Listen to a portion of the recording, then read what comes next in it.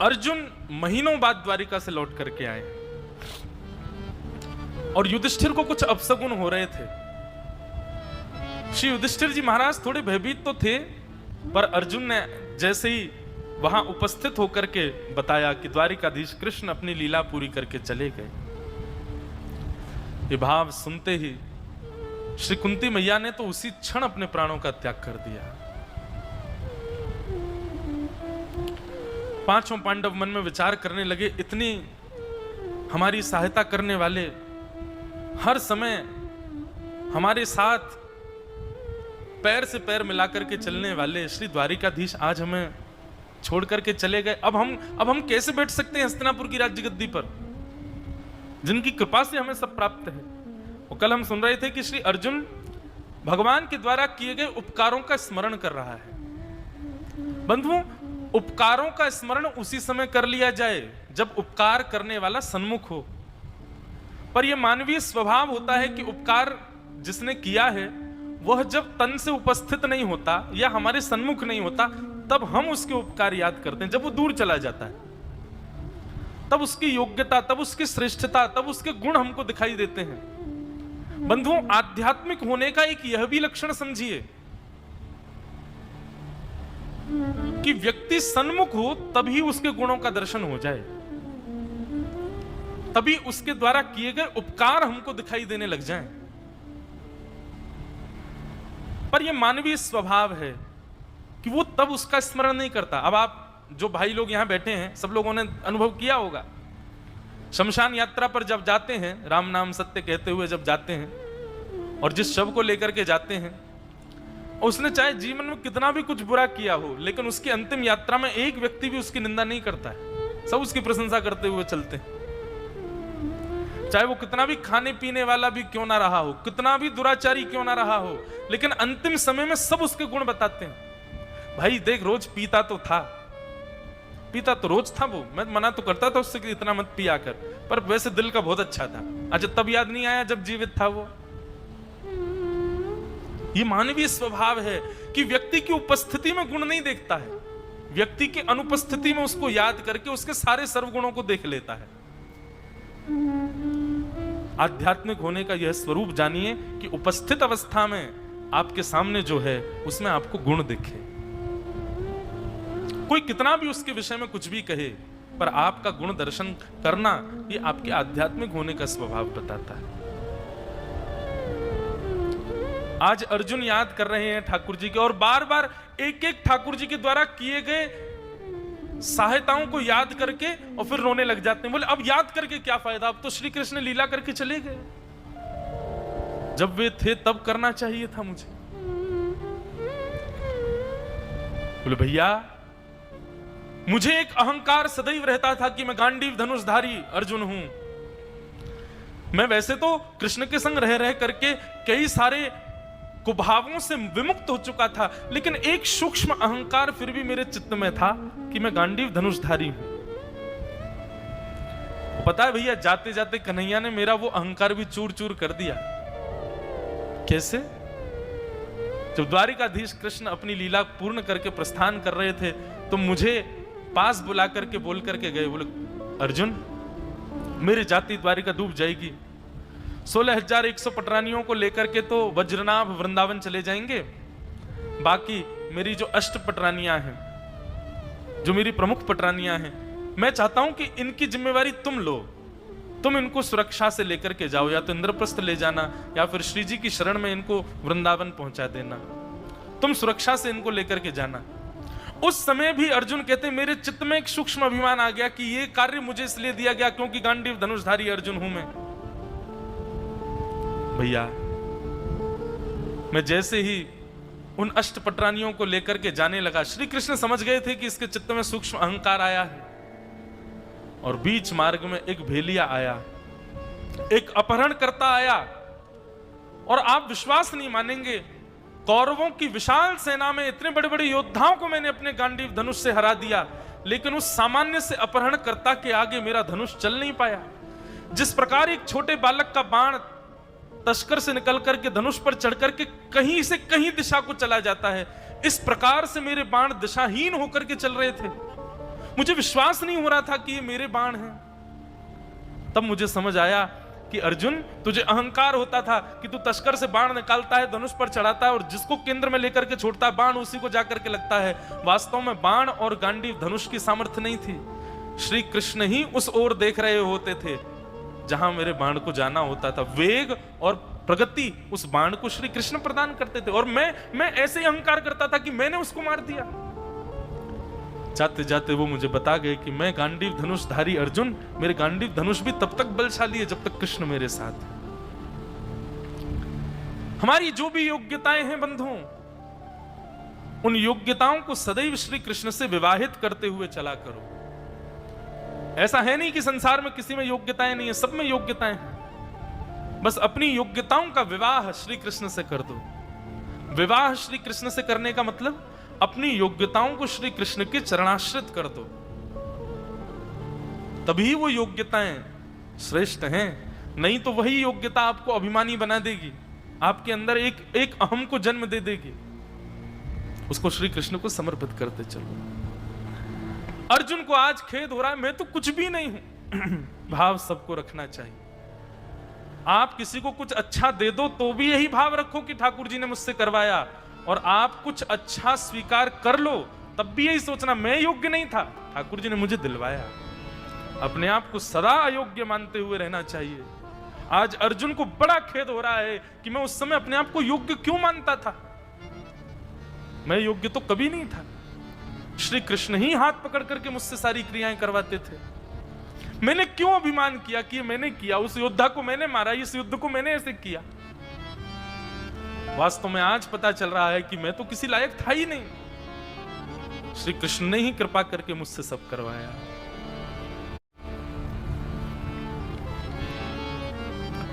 अर्जुन बहुत व्यथित हो गए। युधिष्ठिर ने उनको संभाला और कहा, अर्जुन अब ऐसे व्यथित होने से कोई उपचार नहीं। और एक भाव और ऐसा वर्णन आता है भागवत जी में कि पांचों पांडव मौन हो गए। उन्होंने अब मौन धारण कर लिया कि अब हम बोलेंगे नहीं। और मौन अवस्था में ही राज्य गद्दी का त्याग करके, अपने राजकीय वस्त्रों को उतार करके, सिर पर विराजमान स्वर्ण मुकुट को वहीं छोड़ करके वर्कल वेश धारण कर लिए, जटाजूट धारण कर लिए और अपने वंश के सबसे छोटे बालक परीक्षित को, जो कि अभिमन्यु का बेटा है, उत्तरा के पुत्र को छोटी सी अवस्था में ही राज्य गद्दी पर बिठा दिया और बिठा करके राज तिलक करके ब्राह्मणों से निवेदन किया कि हे ब्राह्मण देवताओं, अब आप लोग ही इस बालक से राज शासन करवाइए, हम पांचों अब यहां से प्रस्थान कर रहे हैं। और पांचों पांडव द्रौपदी के सहित स्वर्गारोहण को प्रस्थान कर गए। बोलो भक्तवत्सल भगवान की जय। पांचों पांडव स्वर्गारोहण को प्रस्थान कर गए। कभी रोने लग जाते हैं, कभी ठाकुर जी को याद करके एक दूसरे से विचार करते हैं कि हम अपने प्राणों का त्याग कर दें क्या यहीं पर ही, पर तभी विचार करते नहीं। श्री कृष्ण सदा कहते थे कभी अपने प्राणों का हरण स्वयं नहीं करना चाहिए। बंधुओं, जीवन में कैसी भी स्थिति आ जाए, पर कभी भी कितना भी टूट जाइए, कभी भी स्वयं हत्या करने की कभी विचारधारा चित्त में नहीं लानी चाहिए। ठाकुर जी से ज्यादा टूटे हैं क्या हम लोग? भगवान का पूरा जीवन उठा करके देखिए, कैसी कैसी विषम परिस्थितियां जीवन में आई, लेकिन ठाकुर जी कभी ऐसे निराश, हताश, उदास नहीं हुए। स्वयं को प्रसन्न रखना सीखिए। हर स्थिति में स्वयं को प्रसन्न बना करके रखा कीजिए। स्वयं को प्रसन्न रखना यह भी एक तपस्या है। हर स्थिति में प्रसन्न रखो। सुख में फूलो मती, दुख में भूलो मती, प्राण जाए मगर नाम भूलो मती, मुरली वाले को मन से रिझाते चलो, कृष्ण गोविंद गोपाल गाते चलो, कृष्ण गोविंद गोपाल गाते चलो। एक बंधु नियम बनाइए, जैसे हमारे दत्त भगवान के अनुयायी जितने भी हैं, वे दिगंबरा दिगंबरा इस भाव को गाते रहते हैं, चित्त में चलता रहता है, अच्छी बात है। ऐसे ही बंधुओं, भजनानंदी व्यक्ति का यही लक्षण होता है। जिस प्रकार हम श्वास लेते हैं उस प्रकार हरि चिंतन जिह्वा पर बना रहे। अपने आप एक भाव आया। कल पलस्कर गुरुजी ने एक बहुत सुंदर श्लोक हमको याद कराया और ये इतना अच्छा भाव है। अब ये श्लोक है तो मराठी भाषा में, पर इसका भाव बहुत सुंदर है। जिहुए ते पहिले तुला दधि मधु म्या आदरे प्याजिले देहांते स्मरशील सम्महुनुनी अत्यादराचे भले ते तू विस्मरली महूणिच आता जन्मासि आलो पुनः आता तुझ कहूनी आता तुझ करुनिम्ब पाजित असे तू गारा नारायण तू गाय नारायणा। ठीक है। अब ऐसे चढ़ाओ मत हमको पता है, ठीक तो बोला नहीं हमने। अब मराठी भाषा में क्या बोलते हैं गुरुजी, इनको क्या बोलते हैं? ये श्लोक है, अच्छा श्लोक है मराठी भाषा में। लेकिन मराठी भाषा संस्कृत जैसी लगती है। अब जब आप लोग बोलते हैं भोजन के समय पर तो ऐसा ही लगता है संस्कृत में गा रहे हैं, लेकिन वो मराठी होती है। अब इसका अर्थ सुनो, कितना सुंदर अर्थ है। जिनका श्लोक है, क्या नाम कल बताए थे आप उनका? मोरोपंत जी का ये श्लोक है। वे कहते हैं, अरे जीव, अपनी जिह्वा से कहते हैं, अरे जीव मैंने तेरे साथ कितना अच्छा किया। तुझको दही खिलाया, दूध पिलाया, चाय पिलाई चाय तो नहीं लिखी है लेकिन मैं जोड़ रहा हूं, चाय पिलाई, तुझे बढ़िया बढ़िया मीठा शहद मैंने खिलाया। तेरी जलेबी की इच्छा होती थी मैं जलेबी खिलाता था। तू पानी पूरी मांगती थी मैं तुझे पानी पूरी भी खिलाने ले जाता था। मैंने तेरे साथ इतना अच्छा किया, पर तूने मेरे साथ क्या किया? तेरे कारण मेरे देह का नष्ट होना और पुनर्जन्म लेना ये तेरे कारण ही हुआ है। अगर तूने अंतिम समय में भगवान नाम गाया होता तो मेरा पुनर्जन्म नहीं होता। मैंने तेरे साथ इतना अच्छा किया, लेकिन जीव तूने मेरे साथ अच्छा नहीं किया। तेरे ही कारण मुझको पुनरपि जननम पुनरपि मरणम पुनरपि जननी जठरे शयनम। कितना अच्छा भाव। हमारे पुनर्जन्म का कारण केवल एकमात्र जीव ही है, और हमारे पुनर्जन्म से निवृत्ति का कारण भी एकमात्र जीव है। अगर इस जिह्वा से नाम गा लिया जाए तो पुनर्जन्म न विद्यते, और नाम ना गाया जाए तो निश्चित पुनर्जन्म होगा। लेखक कहते हैं, मैंने तो तेरे साथ अच्छा किया, लेकिन तूने मेरे साथ न्याय नहीं किया। तेरे ही कारण मेरे को पुनर्जन्म लेना पड़ा है। लेकिन अब मैं तेरी नहीं मानूंगा। अब जो तुझे चाहिए वो मैं तुझको नहीं दूंगा। तुझे अच्छा खाना, तुझे अच्छा पिलाना, ये सब अब मैं नहीं करूंगा। और यहां तो कहते हैं, मैं तुझको काडू निम्ब है, नीम का रस पिलाऊंगा कड़वा कड़वा, और तुझे ऐसी ऐसी चीजें खिलाऊंगा जिससे तू परेशान रहे। क्यों? ताकि तू अंतिम समय में नारायण बोल करके मेरा उद्धार करे। कितना सुंदर भाव। अरे जीव तू संभल जा, तेरे ही कारण मुझे पुनर्जन्म लेना पड़ता है। तू संभल जाएगी तो सारी इंद्रियां अपने आप संभल जाएंगी। कितना अच्छा भाव है बंधुओं। हमारे उद्धार का एकमात्र साधन हमारी जिह्वा है।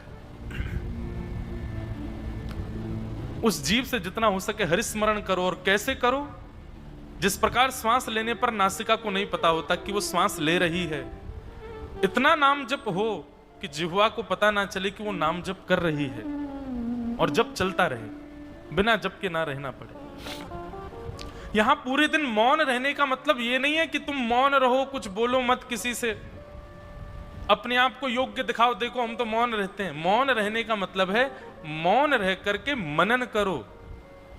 मननम मुनि, जो मौन रह करके अपने चित्त में मनन करता रहता है। किसका मनन करे? श्री कृष्ण का मनन करता रहता है। श्री दत्त भगवान का मनन करता रहता है, गुरु के द्वारा सुनाए गए सुंदर भावों का मनन चिंतन करता रहता है, उसको मौन कहते हैं। मौन का मतलब शांत रहना मात्र नहीं है। मौन का मतलब है हमारे पास इतना अवकाश नहीं है कि हम आपसे चर्चा करें। हम मनन कर रहे हैं, हम ठाकुर जी का चिंतन कर रहे हैं, इसलिए हमारी जिह्वा अभी व्यस्त है, ठाकुर जी की सेवा में व्यस्त है, इसलिए मौन रहना है। मौन का मतलब केवल न बोलना नहीं होता है। मौन होते इसलिए हैं ताकि जीव कुछ ना बोल करके हरि स्मरण करे, हरि चिंतन करे, हरि ध्यान करे। हमारे सूरदास जी का एक पद है, बहुत पहले मैंने गाया था। रसना निस दिन भज हरि का नाम, रसना निस दिन भज हरि का नाम श्री राम। इसलिए नाम स्मरण कैसा हो कि जीव को पता भी ना चले और हमारा नाम स्मरण चल रहा है। भगवान नाम स्मरण करते रहो हर स्थिति में। ऐसे मौन होकर के पांचों पांडव हरि स्मरण करते करते स्वर्गारोहण को प्रस्थान कर गए। अब राजा परीक्षित बने हैं। ब्राह्मणों के शासन में राजा परीक्षित ब्राह्मणों की आज्ञा अनुसार पालन करते हैं, शासन चलाते हैं। धीरे धीरे परीक्षित महाराज बड़े हो गए। परीक्षित जी का विवाह हुआ, जन्मेजय आदि कुछ पुत्र हुए। परीक्षित जी महाराज एक दिन भ्रमण कर रहे थे, तो भ्रमण करते करते उन्होंने सुना कि लोग बाग पांडवों की बड़ी प्रशंसा कर रहे थे। तो श्री परीक्षित जी महाराज बड़े प्रसन्न हो गए कि मैं ऐसे कुल में जन्म लिया हूं जहां पर पूर्वज श्री कृष्ण के परम मित्र हुए, परम सखा हुए। परीक्षित जी महाराज का राज शासन कैसा, उसका वर्णन किया गया कि परीक्षित जी के राजकाल में कारागृहों में ताले नहीं थे, कारागृहों में कोई था ही नहीं, क्योंकि कोई अपराध करता ही नहीं था, सब अपराध विमुक्त रहते थे। सैनिक सिपाही भी अपने घरों पर ही रहते थे। क्यों? कार्य के लिए तब जाना पड़ता है जब कार्य हो, वहां किसी अपराधी कोई है ही नहीं, किसको पकड़ने जाए। ऐसा परीक्षित महाराज का राज शासन था। बहुत सुख से सब लोग विचार कर रहे थे, कहीं भी हिंसा नहीं होती थी, कुछ भी गलत नहीं होता था, बहुत बढ़िया से सब कुछ चल रहा था। तभी एक दिन श्री परीक्षित जी महाराज को एक खबर सुनाई देती है।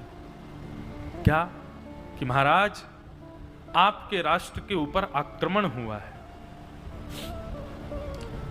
राजा परीक्षित अभी तक उनके राज्य में आक्रमण ही नहीं हुआ था। अच्छा, एक और बात, राजा परीक्षित कोई एक स्थान के राजा नहीं, एक छत्र सम्राट थे, पूरी भूमि के, पूरी पृथ्वी के राजा थे। इनके अलावा कोई है ही नहीं, कौन आक्रमण करेगा इन पर? राजा परीक्षित बोले, किसने आक्रमण किया? कितनी सेना है? बोले अकेला है। बोले अकेला है? क्या नाम है उसका? बोले उसका नाम है कलियुग। कलियुग ने आक्रमण किया है। कलियुग का नाम सुनते ही राजा परीक्षित, उनके पैरों तले जमीन खिसक गई। राजा परीक्षित भयभीत पहली बार हुए अपने जीवन में कि कलियुग आ गया। बोले जी महाराज, और उसने अभी अभी प्रवेश किया है राज्य में, अब धीरे धीरे धीरे धीरे वो सब जगह फैल जाएगा। अब यहां पर एक कथा श्रीमद् भागवत के दूसरे महात्म्य में बहुत सुंदर आती है। वहां कथा आती है कि वज्रनाभ जब भगवान की समस्त पटरानियों को लेकर के वृंदावन आए, बहुत सुंदर कथा, भाव से सुनिएगा। वज्रनाभ जब भगवान की समस्त 16,100 पटरानियों को लेकर के वृंदावन आए, तो वृंदावन भी पूरा उजड़ चुका था, केवल वन वन बचा था, कोई रहता नहीं था वृंदावन में।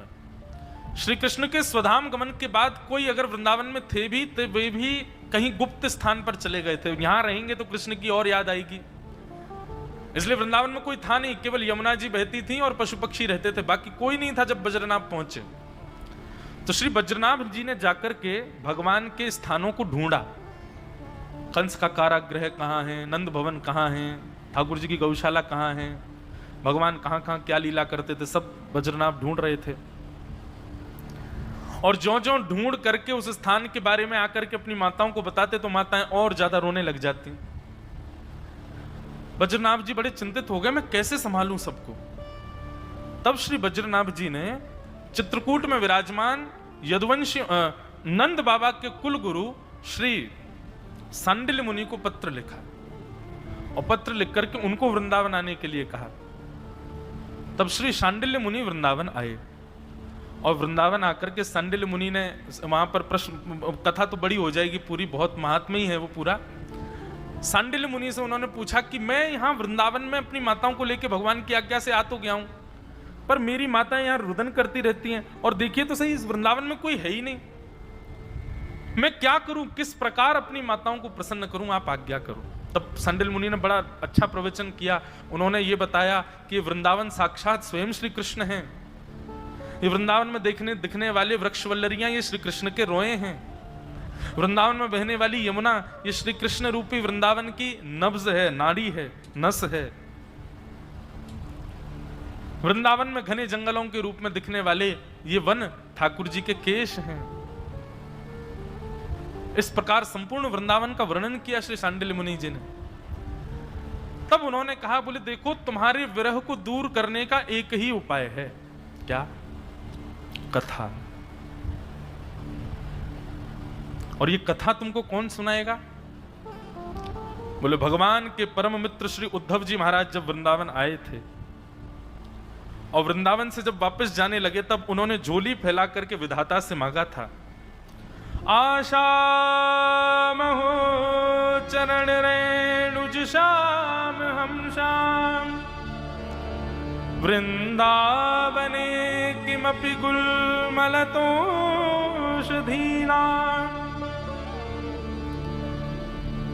श्री उद्धव जी महाराज विधाता से मांग रहे हैं कि हे विधाता मुझ पर एक अनुग्रह कर दो, क्या?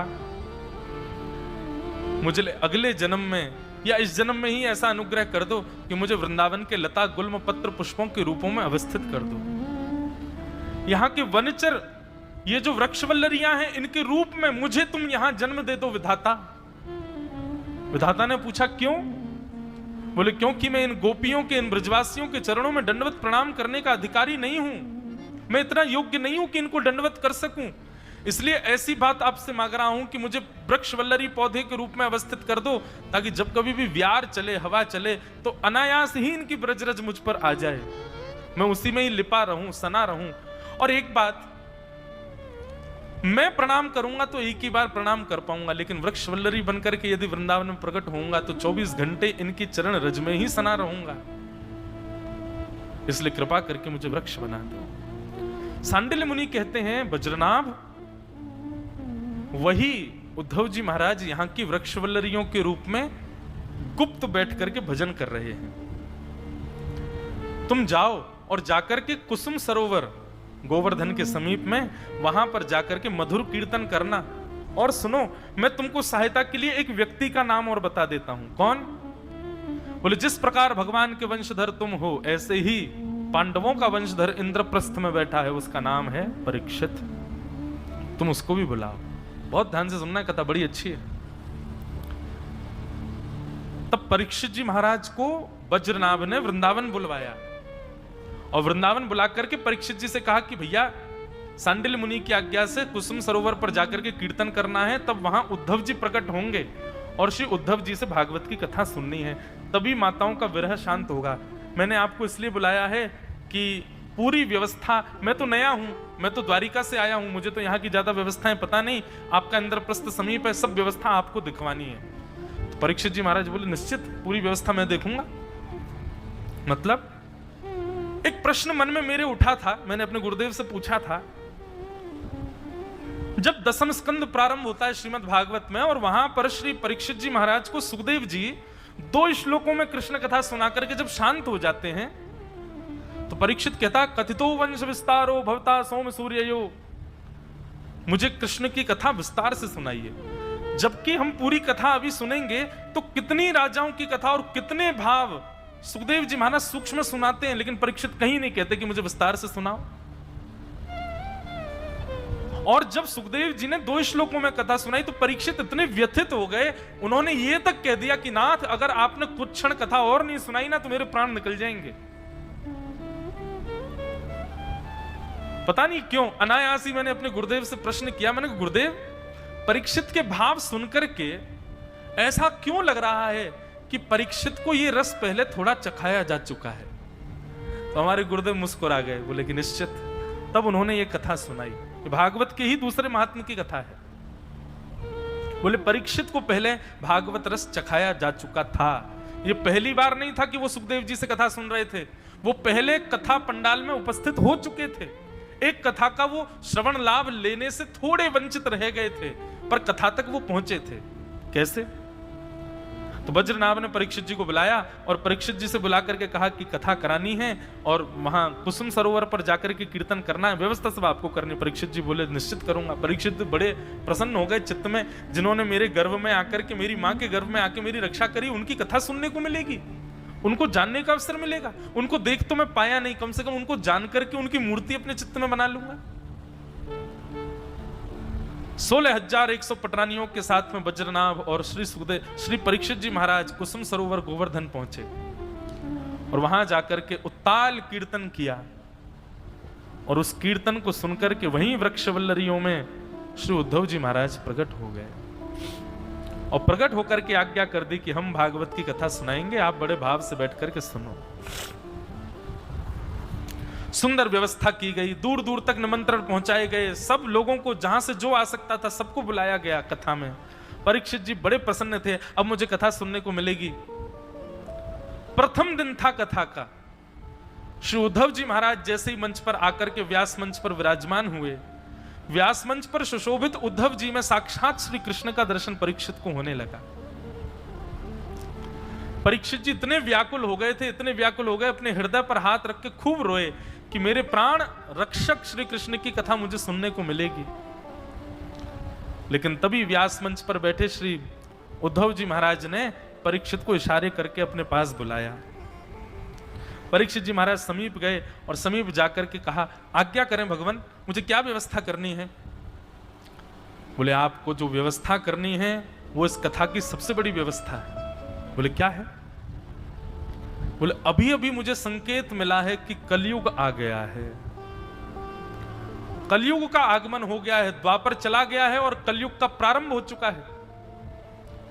और कलयुग यदि फैलता फैलता इस कथा पंडाल तक यदि आ गया तो आज इतने हजार लोग तो कथा से वंचित होंगे, पर संपूर्ण कलिकाल में अगर इस कथा से पहले कलयुग को नहीं रोका गया तो संपूर्ण कलिकाल में कभी भी भगवान की सुंदर कथा का रस स्वादन पान कोई नहीं कर पाएगा।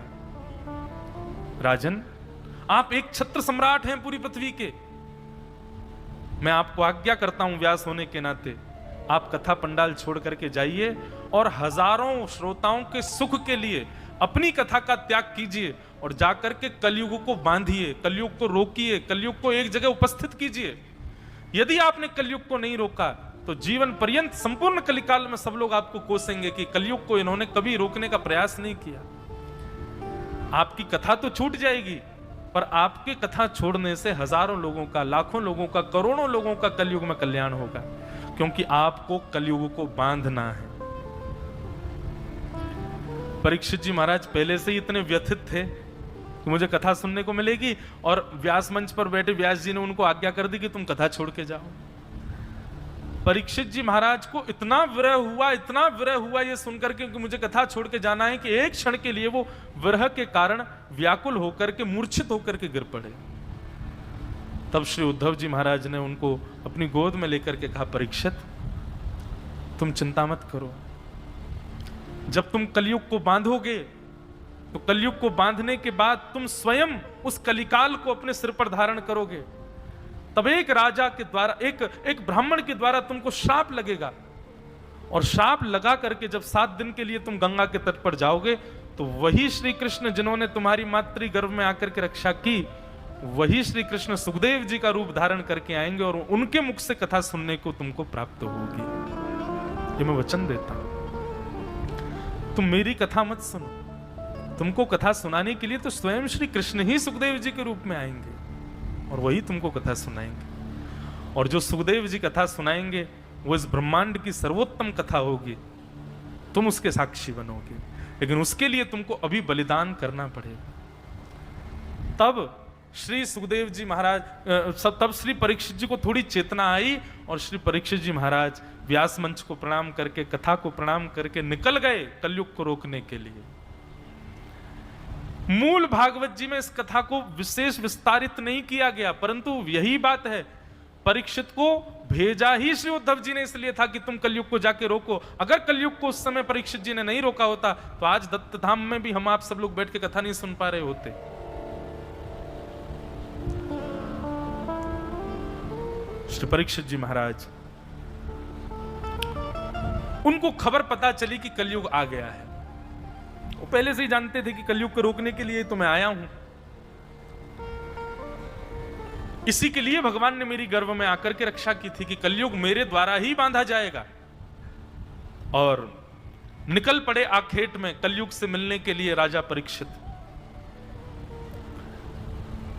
जैसे ही वन में गए तो वन में जाकर के देखा कि एक वृषभ, एक बैल जिसके 3 पैर कटे हुए हैं, वो अपने एक पैर से खड़ा है और उसके सामने एक गैया खड़ी है। उस गैया के नेत्रों से ऐसे आंसू बह रहे हैं जैसे कोई बालक उसका मार दिया गया हो। और एक भयाभय स्वरूप वाला व्यक्ति उस वृषभ के 4थे पैर को भी काट रहा है। बंधुओं, ये वृषभ कौन है? ये धर्म है। धर्म के 4 चरण हैं, सत्य, दान, दया और पवित्रता। कलयुग इन 4 चरणों में से 3 चरणों को काट चुका है, सत्य, दान, दया और पवित्रता। ये 4 चरण हैं। तो इसमें से सत्य को छोड़ करके दया, दान और पवित्रता, ये 3 चरण कलयुग के कट चुके हैं। श्री दत्त धाम में आपको पवित्रता का अनुभव हो रहा होगा। यहां से 2 किलोमीटर दूर जाकर के देखो, बाहर रोड पे ही चले जाओ। यहां मैं पहले ही दिन कह रहा हूं कि यहां कलयुग नहीं है, क्योंकि कलयुग वहां नहीं रहता जहां धर्म के 4 चरण हो, सत्य, दान, दया और पवित्रता। यहां 4 रूप देखने को मिलते हैं। सत्य भी है। असत्य बोलोगे कैसे? मौन हो सब लोग, किससे बोलोगे असत्य?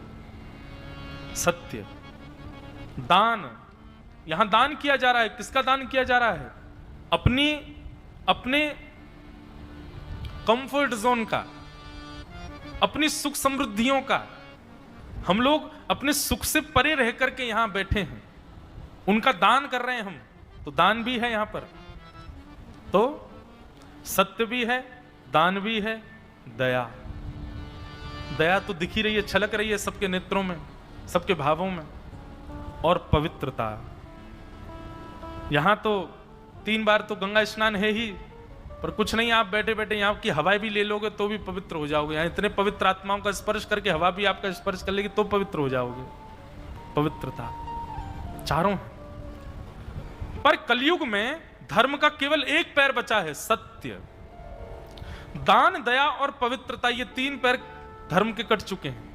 संसारी लोगों में ना तो दान का दर्शन होता है, ना दया का दर्शन होता है, ना पवित्रता का दर्शन होता है। और सुनिए, सत्य का दर्शन भी कितना होता है कि सत्य बोलने में तो वो भी अखरते हैं, लेकिन हां, सुनने की इच्छा रखते हैं। सत्य कितना बचा है कलयुग में? बोलता कोई नहीं है, पर सुनना सब चाहते हैं। इतना सत्य तो अभी भी जीवित है। तो सत्य एक पैर पर खड़ा था, और काला काला व्यक्ति जो उस धर्म के 4थे पैर को काट रहा है, यही कलयुग है। और सामने रुदन कर रही जो गैया है, यही पृथ्वी है। पृथ्वी रुदन करती है जब धर्म का ह्रास होता है। यह दृश्य जब कलयुग का देखा परीक्षित ने, अपनी तलवार निकाल करके मारने के लिए जैसे ही गए, चरणाश्रित हो गया। बोले भगवान मुझे मत मारिए। और प्रणाम करके दूर जाकर के एक वृक्ष के पीछे छुप करके खड़ा हो गया कलयुग। राजा परीक्षित बोले कलयुग से बाद में मिलूंगा, पहले धर्म से मिलूंगा। और वो जानते तो थे नहीं कि धर्म है, पर वो जानते थे कि संकेतिक रूप में ये कोई दिव्य ही है मेरे सामने। परीक्षित जी ने जाकर के पूछा, भगवान आप कौन हैं? बोले मैं धर्म हूं। और ये कौन है? बोले ये पृथ्वी है। दोनों के चरणों में प्रणाम किया। बोले आप दोनों का पालन करना मेरा कर्तव्य है, मैं एक छत्र सम्राट हूं, आज्ञा कीजिए, आपको कष्ट कौन दे रहा है? और यहां धर्म और परीक्षित का इतना सुंदर संवाद है श्रीमद् भागवत में। धर्म के साथ में परीक्षित का संवाद हुआ। परीक्षित जी ने प्रश्न किया, आपको दुख कौन दे रहा है? तो धर्म मुस्कुरा करके कहते हैं, व्यक्ति को दुख कौन देता है ये वो स्वयं नहीं जानता। किसी के दुख का कारण भोजन हो जाता है, किसी के दुख का कारण निद्रा हो जाती है, किसी के दुख का कारण पत्नी है, किसी के दुख का कारण पति है, किसी के दुख के कारण माता पिता हैं, किसी का दुख का कारण स्वयं का स्वभाव है। व्यक्ति किस बात से दुखी है परीक्षित, ये तुम स्वयं नहीं जानते। परीक्षित ने चरणों में प्रणाम करके कहा, भगवान मुझे उपदेश दीजिए। तब धर्म ने दुख के 4 कारण बताए। कौन कौन से?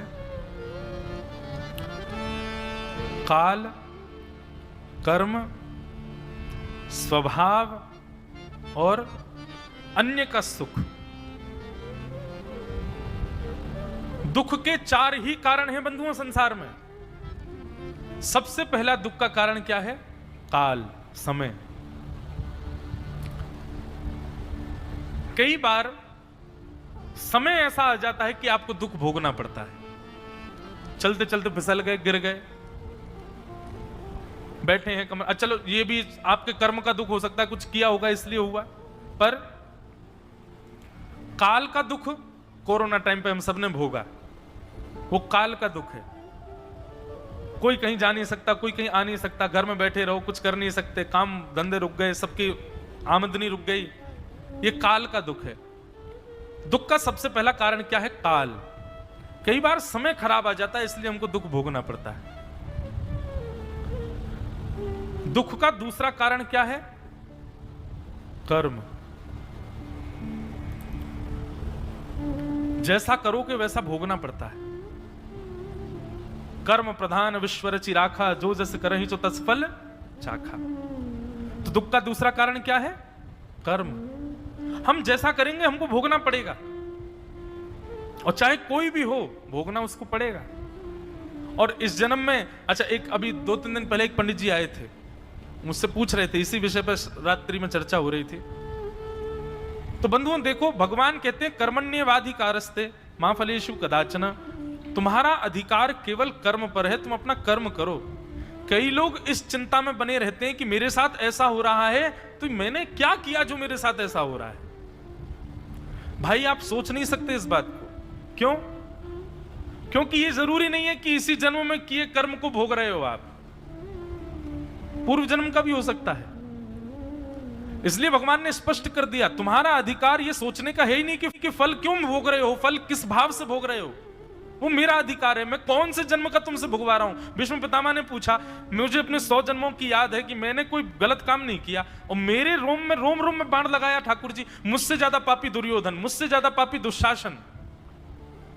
उन लोगों को इतनी पीड़ा नहीं हुई जितनी पीड़ा मुझको हो रही है मरते समय। मैंने ऐसा कौन सा पाप किया? तो भगवान कहते हैं 100 जन्मों की तुमको याद है। तुमको क्या लगता है 100 ही जन्म होते हैं? 101वां नहीं हो सकता। भीष्म पितामह सर पकड़ करके बैठ गए, बोले मतलब मैं अपने 101वें जन्म का कर्म भोग रहा हूं अब? ठाकुर जी बोले और नहीं तो क्या। भगवान ने कर्म की गति बताई, 2 बात बताई। बोले पहले तुमने एक जीव 101वें जन्म में एक राजकुमार थे, उस जीव को सुई चुबोते थे, तुमको बड़ा मजा आता था, उसी का परिणाम तुमको अभी भोगना पड़ा, आदि आदि। दूसरा बताया, इसमें तुम इस कर्म इस जन्म का भी भोग रहे हो। विष्णु पितामह बोले इस जन्म का क्या भोगा मैंने? बोले भरी सभा में द्रौपदी का चीरहरण हो रहा था, दुर्योधन से कोई अपेक्षा नहीं थी मेरी, दुशासन से कोई अपेक्षा नहीं थी मेरी, पांडवों से कोई अपेक्षा नहीं थी क्योंकि हार गए थे। पर उस सभा में मुझे केवल एक व्यक्ति से अपेक्षा थी, और वो थे तुम। पितामह, तुम्हारी वाणी और तुम्हारी उपस्थिति में इतनी सामर्थ्य थी कि यदि तुम खड़े होकर के एक बार कह देते दुशासन द्रौपदी की साड़ी छोड़ो, तो किसी की हिम्मत नहीं थी कि कोई आगे कुछ कर सकता। लेकिन तुम चुपचाप बैठे रहे, कुछ नहीं किया तुमने। इसलिए अधर्म करने वालों को पीड़ा कम देता हूं मैं। अधर्म होते हुए, अधर्म को रोकने की सामर्थ्य होते हुए, और अधर्म होते हुए देखने वाले को अधर्म करने वाले से ज्यादा पीड़ा देता हूं मैं। आप सामर्थ्यवान थे, आप रोक सकते थे, लेकिन आपने कुछ नहीं कहा। इसलिए मेरी अपेक्षा को विफल किया आपने, अधर्म होते हुए देखा आपने, सामर्थ्यवान होते हुए देखा, इसलिए आप इतनी पीड़ा भोग रहे हैं। तो कर्म का कब कहां क्या भोग रहे हैं, इस पे हमारी बुद्धि चलानी भी नहीं चाहिए। और एक बात कहूं आपको, हजारों वर्षों से लोग इस पर प्रवचन करते आ रहे हैं, हजारों वर्षों तक करते रहेंगे, लेकिन कर्म की गति आप समझ ही नहीं पाओगे, नहीं समझ पाओगे। इसलिए उसमें बुद्धि मत लगाओ। मैं आपको पहले ही सचेत कर रहा हूं, कौन से कर्म का फल मैं भोग रहा हूं, यह सोचना ही नहीं है।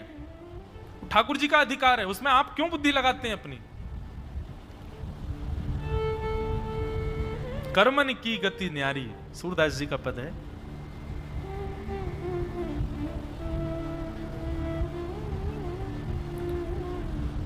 तो कौन से जन्म का कब कहां भोग रहे हैं, कुछ नहीं कह सकते। तो पहले दुख का कारण काल, समय। आप लोगों ने यहां पर सत्यनारायण भगवान की कथा होती है, होती है, मराठी में ही होती है। सत्यनारायण भगवान की कथा में एक कथा सुनी आपने। एक वैश्य था, उसने कहा था मेरे को एक संतान हो जाएगी तो फिर मैं कथा कराऊंगा। उसको एक पुत्री हुई, पुत्री धीरे धीरे बड़ी हो गई, पुत्री का विवाह हो गया। विवाह होकर के पुत्री विदेश चली गई, पिता का काम नहीं चल रहा था, तो दामाद ने पिता से भी कहा आप भी हमारे साथ आके विदेशी रह लो। और वो व्यापारी अपने पुत्र और पुत्रवधू, पुत्री और दामाद के साथ चला गया, वहीं व्यापार करने लगा। जिस राज्य में वो रहते थे उस राज्य के राजा के यहाँ चोरी हो गई। चोर सारा सामान लेकर के दौड़ने लगा, पीछे सैनिक पड़ गए। चोर ने देखा कि सैनिक अब पकड़ लेंगे, तो उसने सारा सामान एक दुकान में फेंक दिया और वहां से भाग गया। सैनिकों ने आकर के देखा कि सामग्री इस दुकान में पड़ी है, तो निश्चित चोर यही है। और उसने जबरदस्ती उस वैश्य को, उस व्यापारी को और उसके दामाद को पकड़ करके जेल में डाल दिया। वो खूब मना करते रहे हमने नहीं किया, लेकिन गवाही ना होने के कारण और सबूत मिल जाने के कारण उनको दुख भोगना पड़ा।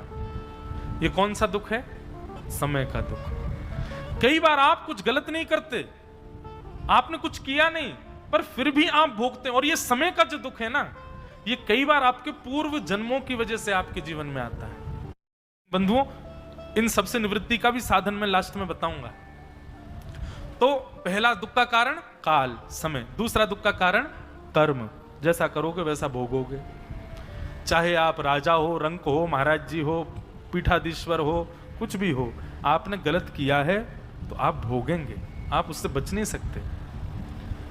कर्म की गति इतनी न्यारी है बंधुओं कि कर्म ने आकर के इतनी दया तक नहीं की कि भैया ये दशरथ जी राम जी के पिताजी हैं, इनको तो छोड़ दूं मैं, ये तो भगवान के पिताजी हैं। नहीं, वो विचार नहीं करेगा।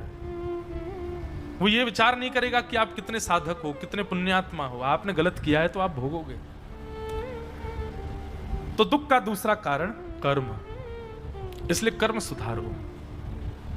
जो जस करहि सो तस फल चाखा।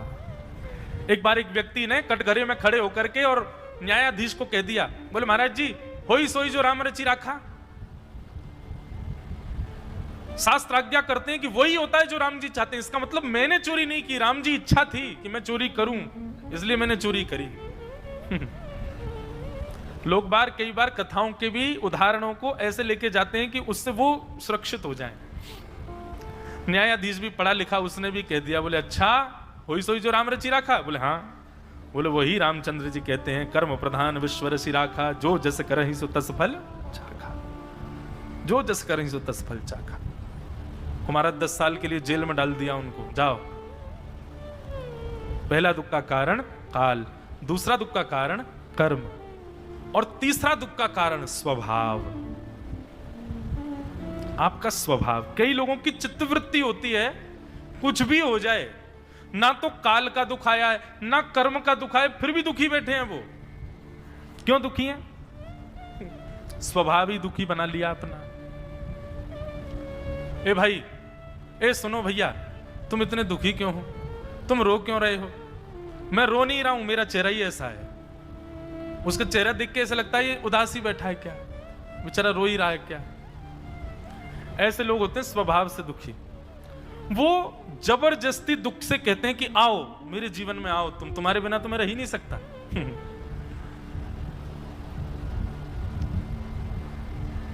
क्यों उदास हो भैया? बोले आज प्रसादी पाई थी, दाल में नमक कम था, सुबह से भूखा था मैं, भोजन करने बैठा, दाल में स्वाद ही नहीं आया, और इसी बात से दुखी हो गए महाराज।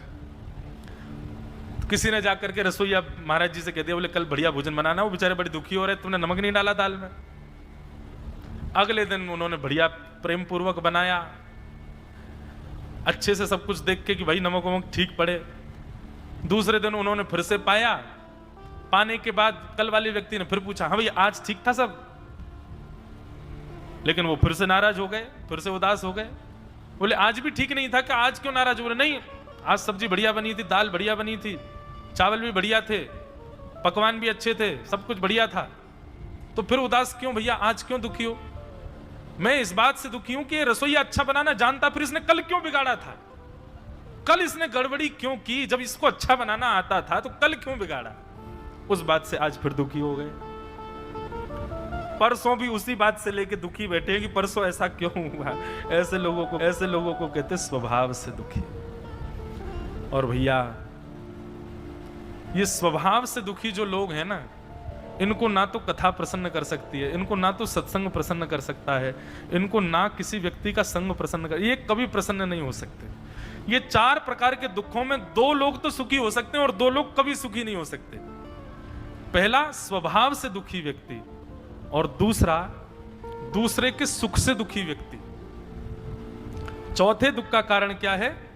दूसरे के सुख से जो दुखी है उसको कोई सुखी नहीं कर सकता। इसी को कहते हैं मात्सर्य। धर्म ने ये चार दुख के कारण बताए, लेकिन अब मेरी एक बात सुनिए, जो हम लोग कर्म की गति पर बात कर रहे थे, कई बार बंधुओं देखो, भजन बल आपके प्रारब्धों को भुगवाता है, नष्ट कम करता है, पर हां मैं अपनी कथा में कहा करता हूं कि भजन और भक्ति क्या है? एनेस्थीसिया का इंजेक्शन है। एनेस्थीसिया का इंजेक्शन मतलब ऑपरेशन करने से पहले डॉक्टर लगा देगा, सुन्न पड़ जाओगे, आपको काटा तो जाएगा, रक्त तो निकलेगा, ऑपरेशन तो होगा, लेकिन आपको दर्द नहीं होगा। ठीक वैसे ही ये कथा, भक्ति, भागवत आदि भजन, ये सब क्या है? आपके कर्म के प्रारब्धों को भुगवाते हैं, और पूर्व के भी जो कर्म हो वो भी भुगवा देते हैं आपसे। पर जब आप भक्ति भागीरथी के आश्रय में आ जाते हैं, आपको पीड़ा कम होती है, आप प्रसन्नता से उसको सहन कर लेते हैं, सह लेते हैं, उससे फिर आप व्यथित नहीं होते, विचलित नहीं होते। इसलिए भजन बल यदि आपका है, जप करते हैं, नाम जप करते हैं, गुरु आज्ञा मानते हैं, कथा आदि सुनते हैं, और कथा में सुनी गई भावों को चित्त में उतार करके जीवन में उनका आगमन कराते हैं, तो निश्चित है जो कर्म से मिलने वाला जो फल है वो कहीं ना कहीं विशाल पर्वत की जगह सूक्ष्म हो जाता है।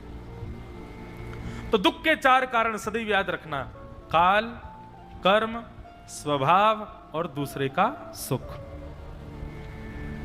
ये धर्म प्रवचन कर रहे हैं राजा परीक्षित को, और प्रवचन करने के बाद कहते हैं कि राजन, व्यक्ति के दुख के ये चार कारण होते हैं, बाकी तुम तो बड़े ज्ञानी हो, तुम सब जानते हो, हमें दुख कौन दे रहा है ये हम बताएंगे नहीं, क्योंकि हम धर्म हैं। और धार्मिक व्यक्ति का स्वभाव होता है वो प्रस्तुत तो करता है बात को, पर किसी की चुगली नहीं करता, शिकायत नहीं करता। हां, जो स्थिति है उसका प्रतिपादन तो करेगा कि ऐसे ऐसे स्थिति है, पर किसी की शिकायत का भाव ये धार्मिक व्यक्ति का स्वभाव नहीं होता।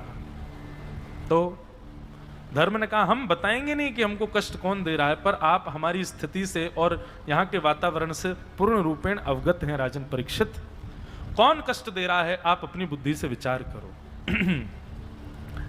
राजा परीक्षित तुरंत तलवार लेकर के और उस काले व्यक्ति के पास गए, और जाकर के उसके ऊपर जैसे ही तलवार का प्रहार करने लगे, चरण पकड़ लिए, बोले महाराज मुझे मत मारो। बोले अपना नाम बताओ, कौन हो तुम? बोले मैं कलयुग, मेरा नाम कलयुग है। कलयुग का नाम सुनते ही राजा परीक्षित बोले मेरे राज शासन को छोड़ करके जाओ। तुम यहां कब आ गए? तुम्हारा आगमन कब हुआ? बोले जिस दिन धर्म स्थापित करने वाले श्री कृष्ण गए उसी दिन मेरा आगमन हो गया। जिस दिन आपकी मातृ गर्भ में रक्षा करने वाले भगवान श्री कृष्ण का जाना हुआ है, मेरा आगमन हुआ है, उनके जाते ही मैं आ गया हूं। मतलब चित्त में जब तक श्री कृष्ण हैं तब तक कलयुग आपके ऊपर आक्रमण नहीं कर सकता। जिस दिन श्री कृष्ण चले गए कलयुग का आक्रमण होगा, निश्चित होगा। और यदि आप ऐसा मानते हो कि आपके चित्त में श्री कृष्ण हैं और फिर भी कलयुग का आक्रमण है, तो फिर वो श्री कृष्ण नहीं है। आपने भ्रांति पाल रखी है कि आपके चित्त में श्री कृष्ण है। यदि श्री कृष्ण होंगे तो कलयुग अपना, हां, बाहर से आक्रमण खूब करेगा, आक्रमण तो खूब करेगा, लेकिन आपके भीतर प्रवेश नहीं कर पाएगा। कलयुग बंधुओं इतना भयावह है, वो सीधे आक्रमण आपके मन और आपकी बुद्धि पर करेगा। और ये मन और बुद्धि जैसे ही विकार युक्त होते हैं, सब नष्ट हो जाता है उसी समय। इसलिए भगवत भजन रूपी एक वैक्सीन है, इसको ले लीजिए और सदा इसकी ओवरडोज लेते रहा कीजिए, ताकि कलयुग रूपी वायरस जो बाहर घूम रहा है ये आपको छेड़ ना सके, आपके भीतर प्रविष्ट हो ना सके। कलयुग ने कहा जिस दिन श्री कृष्ण गए उसी दिन मेरा आगमन हो गया। बोले अच्छा, लेकिन मैं यहां का एक छत्र सम्राट हूं, मेरी आज्ञा के बिना तुम रह नहीं सकते यहां पर, इसलिए मैं आज्ञा देता हूं मेरे राज्य को छोड़ करके चले जाओ। कलयुग बोला भगवान आप ब्रह्मा की बनाई हुई गति को निष्कासित नहीं कर सकते। सतयुग के बाद त्रेता, त्रेता के बाद द्वापर, द्वापर के बाद मेरा आना यह ब्रह्मा का निर्धारित कर्म है। आप उसके विपरीत जाएंगे तो आप भी अधर्मी हो जाएंगे, इसलिए मुझे स्वीकार तो करना पड़ेगा आपको। कलयुग, राजा परीक्षित सोचने लगे क्या करूं। तब कलयुग ने ही अपनी तरफ से कहा कि एक काम कीजिए भगवान, मुझे कुछ स्थान दे दीजिए और मैं वचनबद्ध होकर आपसे कहता हूं, संपूर्ण कलिकाल में, मेरे युग में, मैं आपको वचन देता हूं उन स्थानों का मैं कभी त्याग करके अन्यत्र नहीं जाऊंगा, मैं उन्हीं स्थानों में रहूंगा। और आप देखिएगा विडंबना ये रहेगी आपके इस कलयुग में कि मैं कहीं नहीं जाऊंगा, लेकिन आप जहां मुझे अवस्थित करेंगे इंसान अपने आप वहीं आएगा, अपने आप मुझको आकर के अपने हृदय से लगाएगा। सबसे भयावह राक्षस बंधुओं, सतयुग त्रेता द्वापर में तो राक्षस अलग से होते हैं, पर कलयुग तो युग ही राक्षस है। यहां तो दिख रहा होगा कोई धर्मात्मा, लेकिन भीतर उसके कली बैठा है। बहुत खतरनाक है कलयुग। कलयुग ने कहा आप मुझे स्थान दे दीजिए और जितने कम से कम स्थान दे सको उतना विचार कीजिएगा, लेकिन मैं फिर भी वचनबद्ध होकर कहता हूं मैं अपना स्थान नहीं छोड़ूंगा। आप संसार के जीवात्मा ही स्वयं चल करके मेरे पास आएंगे। राजा परीक्षित ने 4 स्थान प्रदान किए, द्यूतम पानम स्त्रियः सूना। कलयुग मैं तुमको 4 स्थान प्रदान करता हूं।